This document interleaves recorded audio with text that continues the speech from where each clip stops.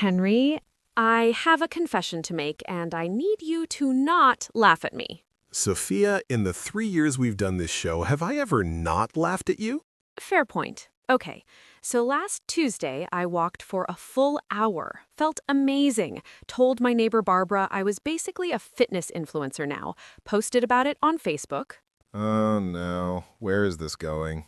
And then I saw my doctor for a routine checkup, and she looked at my knees and said, "You've been walking wrong for years." She said that?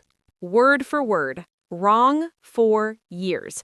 I wanted to disappear into the floor of that exam room. Okay, first of all, you're not alone. This is actually one of the most common things I see in patients over 50. People who are walking every single day, genuinely trying to take care of themselves and unknowingly doing things that are reducing the benefits, or worse, creating new problems. So my hour-long power walk might have been doing more harm than good? Parts of it, possibly. And that's exactly what we're unpacking today. Welcome back, everybody. I'm Sophia, your fellow over 50 guinea pig. And I'm Dr. Henry. Great to have you back, Sophia. Apparently, the person who has to break difficult news to Sophia on a weekly basis now. Right, yeah. He does it with love, people. He does it with love. And today's episode is one I genuinely wish existed 3 years ago. Thank you, Sophia. I'm glad to hear that. We are talking about walking. Specifically, 9 mistakes that people over 50 make, mistakes that drain the health benefits right out of your daily walk, and in some cases create real joint, posture, and circulation problems over time. 9. Our competitor videos cover 7. We found 2 more that... Henry, tell them what mistake number 8 is about. Walking on the same flat surface every single day. It's destroying your balance in slow motion, and nobody's talking about it. Yep, stick with us, because by the end of this episode, you will walk out of here, pun absolutely intended, as a completely different, smarter, healthier walker. Let's go. Before the mistakes, I want to spend just 2 minutes on the why, because once you understand what's actually happening in your body after 50, these mistakes will make so much more sense. Hit me. What's happening in my body? So after 50, several biological changes accelerate. Muscle mass starts declining. We're talking about a process called sarcopenia. According to the National Institute on Aging, adults lose roughly 3 to 5% of muscle mass per decade after 30, but that rate picks up after 50. 3 to 5% a decade? That's actually scary. It would be scary if walking didn't fight it so directly, and that's the beauty here. Walking is one of the few activities that simultaneously hits cardiovascular health, muscle maintenance, joint lubrication, blood sugar regulation, and brain function. Brain function? The Harvard Medical School published findings showing that regular walking increases the size of the hippocampus, that's the brain region responsible for memory, and reduces the risk of cognitive decline. We're talking about protecting your memory by putting on your sneakers. Okay, I need to call my mother right now and tell her to go for a walk. Call her after the episode. The point is, walking is genuinely one of the most powerful prescriptions I can give a patient over 50, but the way you walk determines whether you're getting those benefits or leaving them on the table. A landmark study published in JAMA Internal Medicine 2019 tracked 16,747 older women and found that those walking just 4,400 steps per day had significantly lower mortality rates than sedentary participants. Benefits continued up to approximately 7,500 steps, after which the curve plateaued. The widely cited 10,000 steps goal is not clinically derived. It originated from a 1960s Japanese pedometer marketing campaign. Wait, 10,000 steps is a marketing number? From a pedometer company, not a clinical trial. I have been guilting myself about 10,000 steps for 15 years because of a Japanese marketing team from the 60s? Welcome to the club. You have a lot of company. Okay, I am choosing to find that funny. All right, let's get into these mistakes. I am personally invested. Mistake 1. Starting your walk at full speed. Cold. Okay, Henry, I have to admit, I do this every single day. I walk out the front door and I am off, 0 to 60. And your joints are screaming at you every morning for it. They are. I always have this weird stiffness for the first 5 minutes, and I just push through it. I thought that was normal. That stiffness is your body telling you it's not ready. Here's what's happening physiologically. Your joints are lubricated by something called synovial fluid. When you're sitting or sleeping, that fluid is not actively distributed. It needs gentle movement to spread across the joint surface and do its protective job. So, if I just launch into a fast walk immediately, I'm basically grinding cartilage before the cushion is in place. That's an excellent analogy, Sophia. And after 50, cartilage is already thinner than it was in your 30s. You've got less margin for error. 3 to 5 minutes of slow, easy walking, not stretching, just easy movement, solves this completely. 3 to 5 minutes. That I can do. And your cardiovascular system will thank you too. A cold start spikes your heart rate unnecessarily fast. The American Heart Association recommends a graduated warm-up for exactly this reason. Let the heart rate climb naturally, not jolt upward. A listener named Margaret, 63 from Ohio, wrote to us and said she'd been fighting knee pain every morning walk for 2 years. Her orthopedist told her to rest. She tried the 5-minute slow warm-up. Within 10 days, she wrote, the morning pain was completely gone. The joint just needed time to lubricate before being loaded. Mistake 2. Walking with forward head posture. Okay, this one is about my phone, isn't it? We'll get to the phone in a minute. This one is actually bigger than phones. It's about the overall position of your head while you walk. A lot of people naturally drift into what we call forward head posture. Your head juts out in front of your shoulders instead of sitting directly above your spine. Like a turtle that lost its confidence. Yes, like a very sad turtle. And here's why this is a serious problem. According to research published by Kenneth Hansraj in Surgical Technology International, for every inch your head shifts forward, the effective gravitational load on your cervical spine increases by roughly 10 pounds. 10 pounds per inch? A head normally weighs between 10 and 12 pounds. At 2 inches forward, which is common, that becomes 30 pounds of pressure on your neck muscles and spine. At 4 inches, very common in phone users, it's 60 pounds. I feel personally attacked by this statistic. There's more. Forward head posture collapses your chest cavity, which reduces your lung capacity while you're walking. Less oxygen in, less energy out. You're working harder for worse results. So the fix is head up, chest open? Imagine a gentle string pulling straight up from the crown of your head. Not forced, not military posture, just tall and easy. Shoulders relaxed and slightly back. Your gaze should be about 10 to 15 feet ahead of you, not at the ground. A 2020 study in the Journal of Physical Therapy Science found that correcting forward head posture during walking improved respiratory function by up to 30% in adults over 50, simply by allowing full ribcage expansion. The Mayo Clinic notes that chronic forward head posture is a leading contributor to neck pain, upper back tension, and tension headaches in older adults. Mistake 3. Walking in the wrong shoes or worn-out ones. Henry, how long do walking shoes last? Because I have a pair that's been with me through 2 presidential elections. Sophia, those aren't shoes anymore. Those are historical artifacts. They're comfortable. They were comfortable. The cushioning in a walking shoe, specifically the midsole foam, compresses between 300 and 500 miles of use. The outside leather or fabric can look completely fine, while the structural support is completely gone.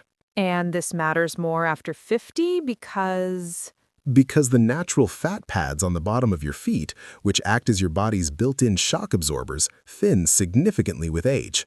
The American Podiatric Association specifically warns that inadequate footwear in adults over 50 is a primary contributor to knee, hip, and lower back pain. You need your shoes to compensate for the cushioning your feet no longer provide naturally. What should I be looking for? 3 things. 1. Adequate cushioning in the heel and forefoot. 2. Genuine arch support, not just a shape that looks like arch support. 3. A flexible sole that lets your foot go through its natural rolling motion, heel to toe, and replace them every 3 to 6 months if you're walking daily. David, 62, wrote us from Texas. He had persistent heel pain so bad he was convinced he had plantar fasciitis and was about to start a round of physical therapy. His wife suggested he check his shoes first. They were 4 years old. He replaced them with a proper walking shoe with arch support. Heel pain was gone in 3 weeks. His physical therapist laughed and said she sees this at least once a week. Mistake 4. The weekend warrior walking trap. Okay, this one, I know people who walk for 2 hours on Saturday and call it a week, and they feel so virtuous about it. And their bodies are absolutely not responding the way they think. Here's the biology. When you walk consistently throughout the week, your body receives a repeated signal. It says physical activity is a normal, expected part of daily life, and it adapts accordingly. Cardiovascular efficiency improves. Insulin sensitivity stays elevated. Muscle tissue stays active. And when you do one big walk once a week? The signal is weak and inconsistent. Your metabolism doesn't stay elevated. Blood sugar regulation doesn't improve between walks. And honestly, doing intense exercise after days of sedentary behavior actually stresses the cardiovascular system more than it should. So what's the minimum that actually works? The CDC and the World Health Organization both recommend 150 minutes of moderate activity per week, but spread out. 20 to 30 minutes, 5 days a week, dramatically outperforms 1 or 2 long walks for every measurable health marker. A study published in the British Journal of Sports Medicine analyzed physical activity patterns across 63,000 adults. Even when total weekly walking time was identical, participants who spread activity across 5 or more days showed significantly better outcomes for cardiovascular health, blood sugar control, and all-cause mortality compared to those who condensed activity into 1 or 2 sessions. And here's the practical good news. 15 minutes is enough to start. You don't need to hit 30 immediately.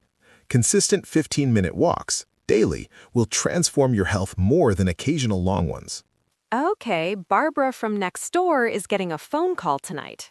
Mistake 5. Walking with dead arms. Dead arms. Is that a clinical term, doctor? Highly clinical. It's what I call it when patients walk with their arms completely hanging and motionless at their sides. No swing, no movement. Like they're carrying invisible grocery bags they forgot to pick up. Oh, that's me when I'm window shopping. I just drift. And the problem is real. Natural arm swing is not decorative, it's biomechanically essential. Your arms and legs work in a contralateral pattern when you walk. Right leg forward, left arm forward. This cross-body movement keeps your spine balanced and reduces lateral sway. And when the arms stop? Your core and lower back have to compensate harder to maintain balance. You also lose upper body muscle engagement, which means lower calorie expenditure and reduced circulation through the upper body. A natural arm swing, with elbows bent at about 90 degrees, increases overall walking efficiency by a meaningful margin. Do you need to pump them like you're running a race? Not at all. Just easy and natural. Forward and back, not crossing the midline of your body. That cross-body swing actually throws off your spinal rotation. Think relaxed, rhythmic, and natural. Drill for natural arm swing. Before your next walk, let your arms hang loose and shake them out for 5 seconds. Then start walking and just let them respond naturally to your leg movement.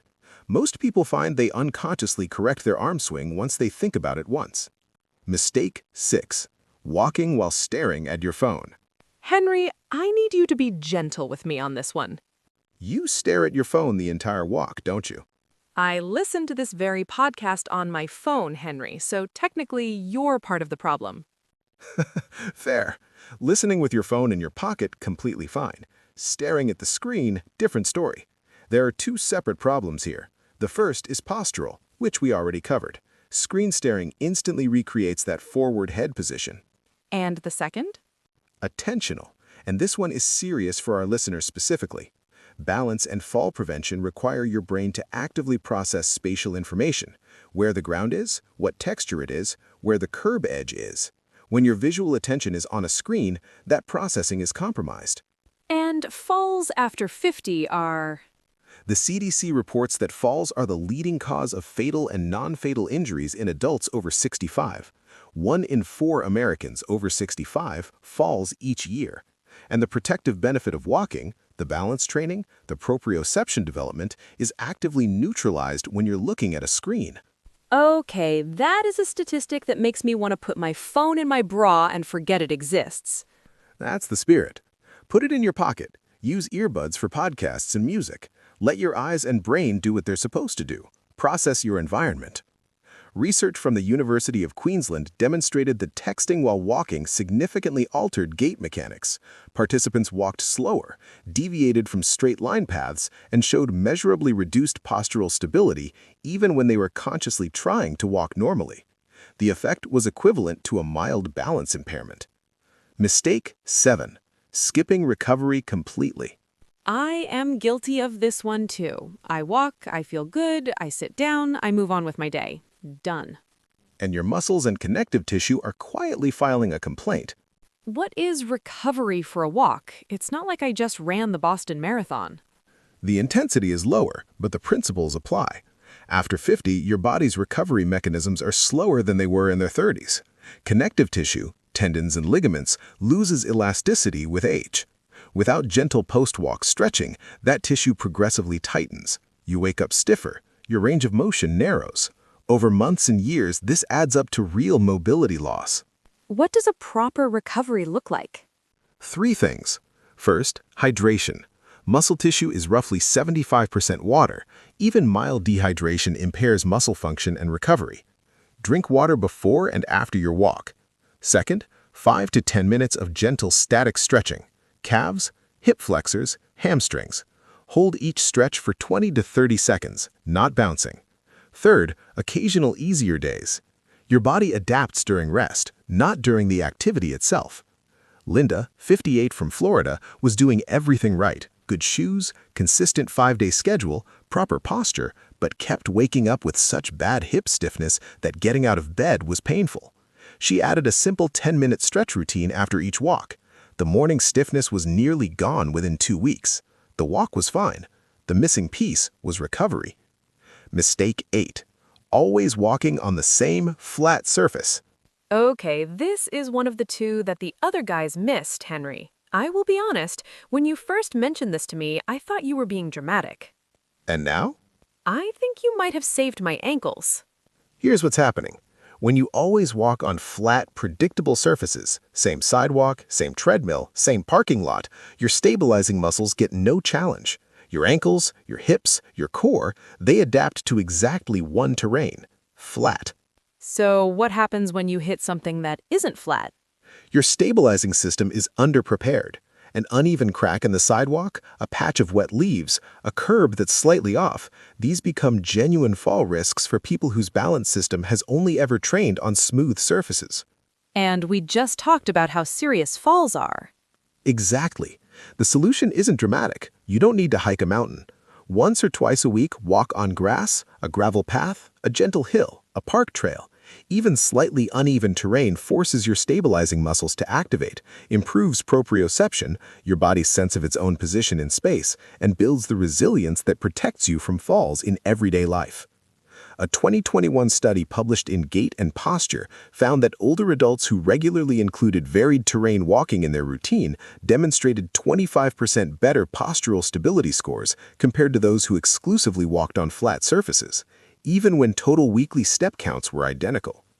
The National Institute on Aging now recommends balance-challenging activities, including varied surface walking as a core fall prevention strategy. Mistake 9. Always walking at the exact same speed every single time. And the final one, number 9, I have to admit, I didn't understand this one. Isn't consistency good? Consistency in the habit, absolutely. Monotony in the stimulus, not ideal. Here's the physiology. Your cardiovascular system is incredibly adaptive. It responds to challenge by getting stronger and more efficient. But once it adapts to a fixed stimulus, the same pace, same route, same duration, the improvement plateaus. So my steady, comfortable walk stops giving me the benefit after a while? For cardiovascular fitness and metabolic response, yes, the heart and metabolism need to be periodically challenged above their comfortable baseline to continue adapting. This is what interval walking accomplishes, and the research on it is genuinely impressive. How complicated is interval walking? Because if it involves a spreadsheet, I'm out. It requires 0 spreadsheet. 2 minutes at your normal, comfortable pace, then 1 minute at a pace brisk enough that you could talk, but it would take effort. Repeat. That's it. You don't even need a timer. Just pick a landmark. Walk normal until that mailbox, then walk brisk until that oak tree. A clinical trial published in Diabetologia compared continuous steady-paced walking to interval walking over 4 months in adults with type 2 diabetes. The interval walkers showed twice the improvement in cardiovascular fitness and nearly 3 times the improvement in blood sugar control, with the same total walking time. Researchers attributed this to the repeated cardiovascular challenge forcing sustained metabolic adaptation. Twice the cardiovascular improvement. Same time investment. Same shoes, same route, same 25 minutes. Just vary the pace. That's all. Okay, I need a moment. I came into this episode thinking I was a solid walker. I am leaving knowing I was basically committing 9 crimes against my own body. You are committing them with the best intentions, which is true of almost everyone. And that's why this is so important. These aren't laziness mistakes. These are knowledge gaps. And every single one of these is fixable, like today. Every single one. Let me run through fast. Do it. 1. Warm up for 3 to 5 minutes before picking up your pace. 2. Keep your head tall, gaze forward, chest open. 3. Check your shoes. Replace them every 3 to 500 miles. 4. Walk 5 days a week instead of saving it for the weekend. 5. Let your arms swing naturally, elbows slightly bent. 6. Phone goes in your pocket. Earbuds are fine. Screen staring is not. 7. Stretch your calves, hip flexors, and hamstrings after every walk and stay hydrated. 8. Add varied terrain at least once or twice a week. Grass, hills, a park path. 9. Alternate between a comfortable pace and a brisk pace throughout your walk. 9 things. Any one of those improves your walk. All 9, and you are a completely transformed walker. And here's what I want your listeners to hear clearly. Every one of these fixes is free. No gym membership, no equipment, no expensive program. Just awareness. Walking is still one of the safest, most accessible, most powerful health tools available, especially after 50. We're just making sure you get everything it's meant to give you. I love that. Walking is already yours. We're just making it work harder for you. Beautifully said. I have my moments. You really do. All right, everybody. If this episode helped you, do us a favor and share it with one person in your life who's over 50. It could be the most important health conversation they have this week, and it costs you nothing but 30 seconds. And if you have a question for me or a story like Sophia's, the kind where you were doing something wrong for years and just didn't know, write to us. We read every single one, and your story might end up helping someone else. Subscribe, leave us a review, and we will see you in the next episode. Take care of those bodies, people. You only get one. Walk tall, literally. Bye, everyone.